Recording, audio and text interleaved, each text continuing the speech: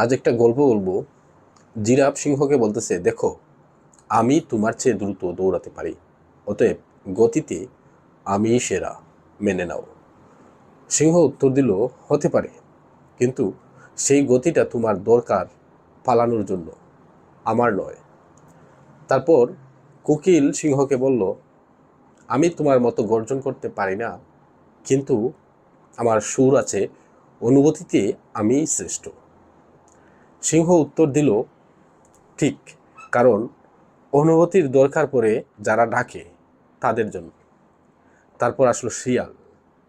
শিয়াল সিংহকে বলল, আমি তোমার চেয়ে বেশি চালাক, আমি ফাঁদ ফাতি হিসেব করি, বুদ্ধিতে আমি এগিয়ে। সিংহ এইবার জবাব দিল, এটাই স্বাভাবিক, কারণ চালাকির প্রয়োজন পড়ে যারা নিরাপত্তা খুঁজে, যারা নিরাপত্তা দেয় তাদের নয়। জিরাফ, কোকিল আর শিয়াল তিনজনই নিজের দক্ষতায় শ্রেষ্ঠ, তবু তিনজনই একই বাস্তবতার ভেতর বন্দী। কারণ তারা প্রশ্ন করেছে, আমি কিতে ভালো, আর সিংহ প্রশ্ন করেছে, কি হওয়া জরুরি। The lion does not need to win every race, he just need to be the lion. সে দ্রুত হয়নি, কারণ দ্রুততার দায়িত্ব তার শিকারের।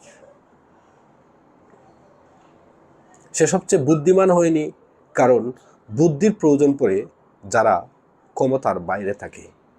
সে শুধু এক জায়গায় দাঁড়িয়েছে যেখানে সিদ্ধান্ত চূড়ান্ত হয়। এই কারণেই যে প্রাণীটি কোনো গুণেই শ্রেষ্ঠ নয়, সেই প্রাণীটি সব গুণের ফল নির্ধারণ করে। রাজত্ব আসে না সেরা হওয়া থেকে, আসে সব কিছুর নিয়ামক হওয়া থেকে। এই গল্পটির মোরাল হচ্ছে, ক্ষমতা মানে এগিয়ে থাকা নয়, ক্ষমতা মানে সীমা টেনে দেওয়া। ধন্যবাদ।